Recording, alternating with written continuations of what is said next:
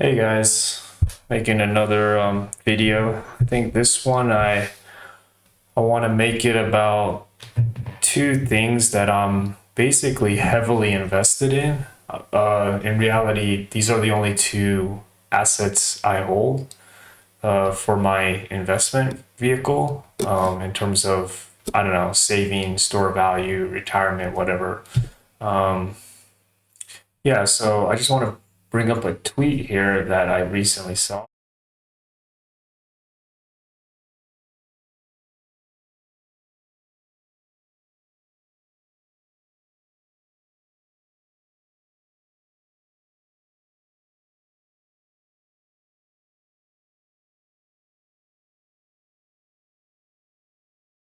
Actually was wondering when he would basically get on board Bitcoin because I think I always felt that Elon Musk Tesla company and Bitcoin they go hand in hand. To me, I feel like they work so harmoniously together because they both represent kind of the same thing. They're both revolutionary type ideas. They're huge ideas and ideas that basically will turn the world upside down, Tesla and Bitcoin. And it's crazy. They're just coming from totally two different parts of the spectrum. I mean, yeah, they're totally unrelated. Like Elon Musk as a founder is very visible out there. Like everyone can see him, right? He's always tweet. He's very public. He's always posting tweets. And the founder or whoever made Bitcoin, Satoshi Nakamoto, we don't even know who she is, right? It's just a total mystery, right? So you have totally two different type of founders, yet their companies are gonna change the world completely, and they both fall under the same theme as this kind of revolutionary type ideas. Where like Tesla to me is a revolution in energy. They are straight up an energy company which has branches in like technology in terms of software development. And to be quite honest with you, their vehicle division, the cars and all that, I think that's actually one of the not as important plays. I think it's kind of the launching pad because everybody needs cars, but it's kind of the launching pad for their bigger mission, which is upending the way humanity utilizes energy. And I'm very curious to see how Tesla and Elon executes their vision for energy because I'm pretty sure Elon himself would probably view Tesla as energy. Oh, I don't know. I can't speak for him, but I feel like his thinking is so expansive that for him to just view it as just an EV company, I think is very underestimating what his whole long-term vision of the company is, and I almost feel like maybe when he passes away, his sons will probably carry the vision on for him as well. Um, Bitcoin, I think, it's almost just as big of an idea as Tesla because it's basically attacking money at the most core fundamental value. And I have to make a video later on one of these days on how I basically heard about Bitcoin, my reaction when I first heard it, and how it basically just sucked me in. Crazy. I just became obsessed with Bitcoin. This was back towards the end of 2013. And it really, when I first heard Andreas Antonopoulos' video, I think he was basically addressing a bunch of libertarians. I think a YouTube video on the Jeffersonian Club. That's when I was like, oh my God, like this thing is insane. It's going to change the world. And I really believe that. And the mission of Bitcoin, it's starting to take effect. And we're still in the process of seeing it take over. So it's still actually just beginning. Just like Tesla is just beginning. So, and as far as the company Tesla, I am a, I guess you would say, early adopter. I didn't put a ton of money into like some people I heard did. I wish I did, but I don't have that kind of capital to put into it. But what I did have in my IRA account, what I did was all the index funds and all the ETFs and S&P 500, all those holdings I had in my IRA, which wasn't much, but I canceled all of it and then just put it all into Tesla in one day because I was like, what do I have to lose, right? Like, how's your day going to be any different from yesterday if you lose this money in your IRA? You'll still be doing the same job, doing the same thing, and kind of wishing and living this for a different life, right? So what do you have to lose? And it's just money. So I wound up just putting it all into Tesla when the price of the stock was around 230 pre-split. So I got in right before it started going crazy and they split the stock, and then before the pandemic, basically.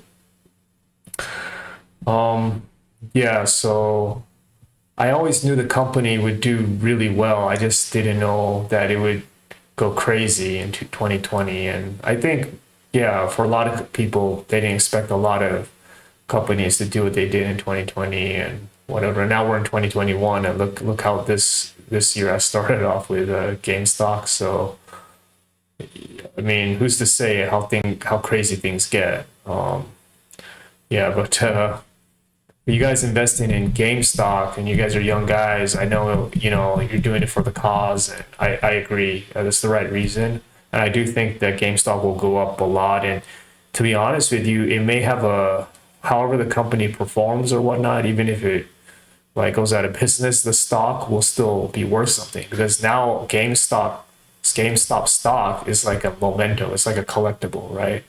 Like I would love to have a one single share stock certificate of GameStop, to put on my wall because it represents a turning point, I think, in the market that we don't ever come back from.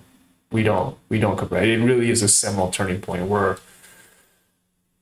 you really do see how to say the market being played differently now. Like the hedge funds no longer have a monopoly on profits now. Now you can see guys, like whoever, I think it was called Roaring Kitty, some guy in his mom's basement come up with a crazy upending stock play like a GameStop that just turns the market upside down. And that's what the internet has done. And I don't think that's a one-time phenomenon. You're going to see more dudes like Roaring Kitty. Let me try to see if there's a picture of that dude. Let's see if there's an image. Yeah, there's like a Wall Street Journal about him. So yeah, I'm pulling up the article. Yeah, where is this dude?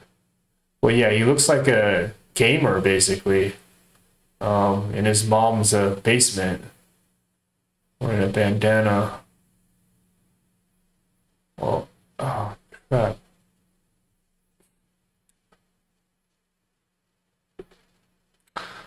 Anyways, I'm following him off Twitter, but it's. I wish I could find an image. Yeah. Okay. Yeah. Looks like this is the guy right here. Let me.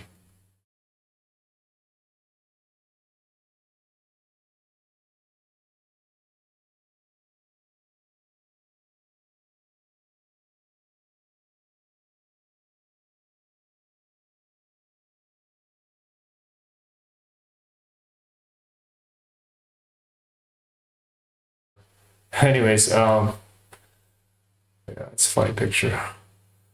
So, oh yeah, yeah. So for all you guys who are investing in GameStop, um, it's cool and all, and if you want to just like kind of do it as kind of a pure speculation play, that's fine. I admire you guys for that.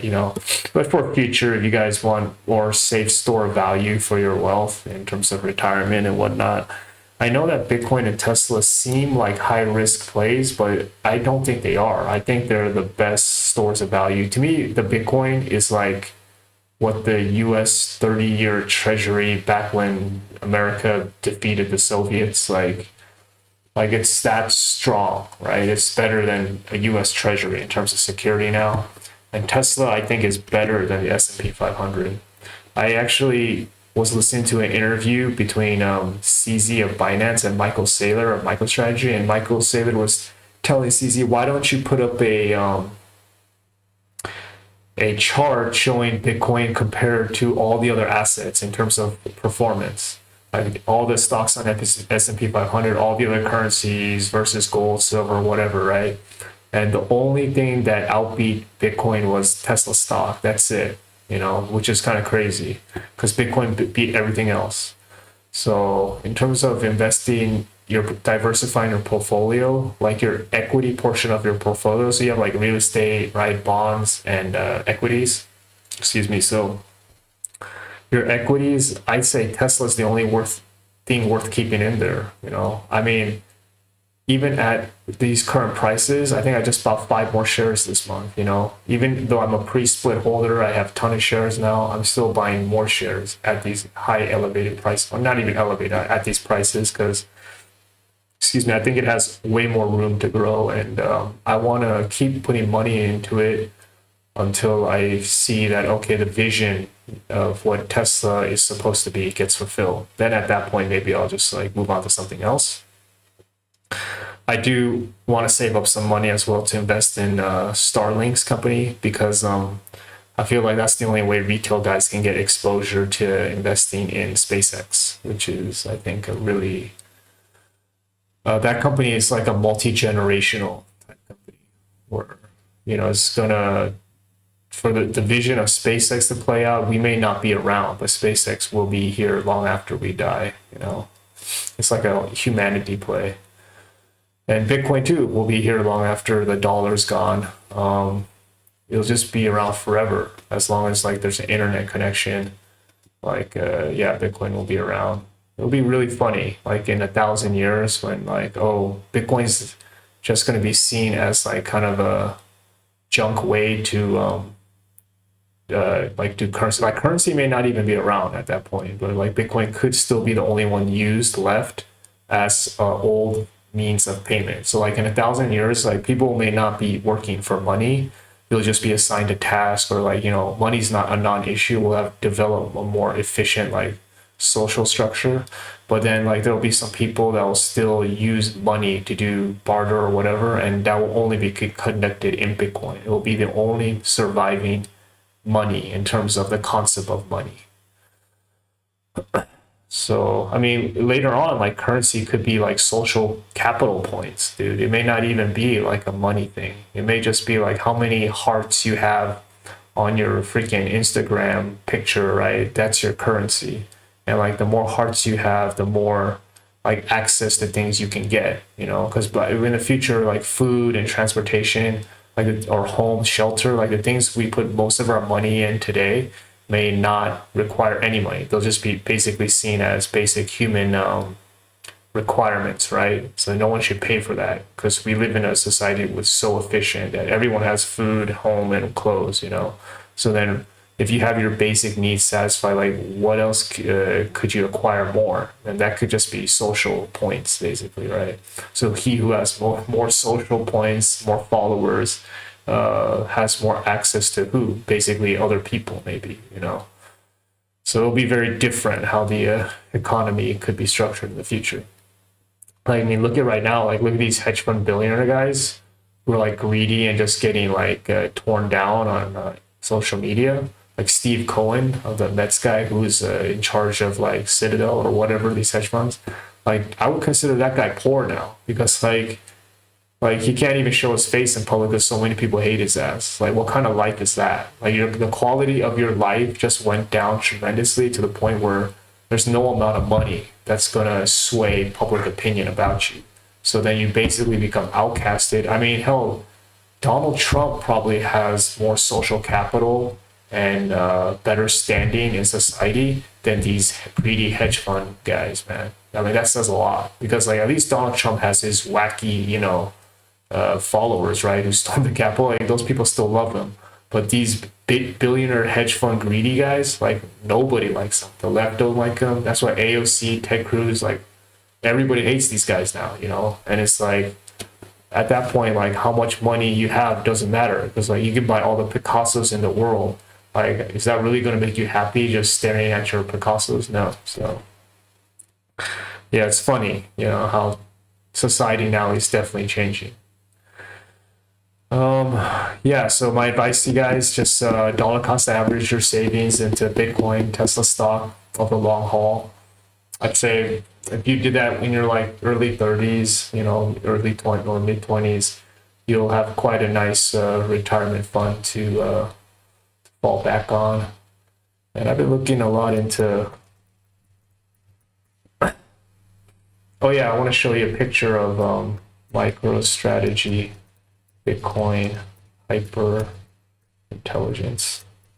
Yeah, I think you guys should definitely see this website here.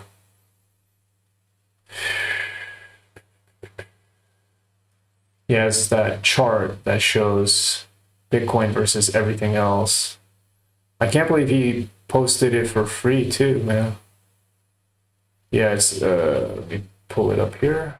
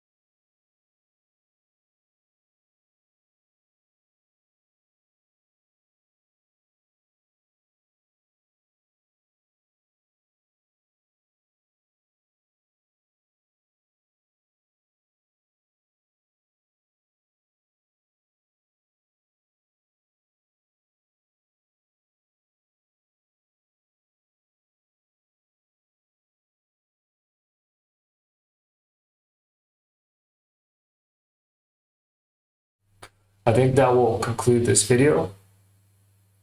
And yeah, I'll do some more videos on investing because it's something I've gotten into a lot recently. Just really, it's fascinating. I used to, I mean, being in healthcare, you're just so focused on like exams and like going to the next school level, right? You don't really think about money, and because you feel like, oh, I'm in healthcare, I'll make enough money. But then once I started investing in like Bitcoin and Tesla, that really turned me onto the concept of money and investing, those two concepts. So now it's almost like I know my main job is being a healthcare provider, but I almost see that as now just half of what I should be doing. The other half of my job could be just like investing and stuff. You know, it's if you want to make money, don't do healthcare. I mean, that's I know a lot of guys who feel like, okay, if I become a healthcare professional, I can make a lot of money and live a good life. Let me tell you this: if you are trying to get into healthcare to be wealthy and live like a financially rich life, you're really mistaken. You're not going to get wealthy by doing healthcare really service job. It's a service job because you have to use your body and be physically present to execute and take care of patients, right? Whereas investing, you don't need to be physically present to make money. You invest correctly, the assets will make money for you, while you're sleeping. So that concept is something I was never taught growing up. I was always taught that you go to school, you pass the exams and you get a professional career and you're set for life. That's not true. That is definitely not true. I should make another video about that actually, how to unwind that mentality, because that is not going to get you rich doing a healthcare job and thinking because of that you're going to become rich. No, you need to know how to invest if you want to become rich. So I'll make another video about that. But anyways, thanks guys. I'll talk to you later.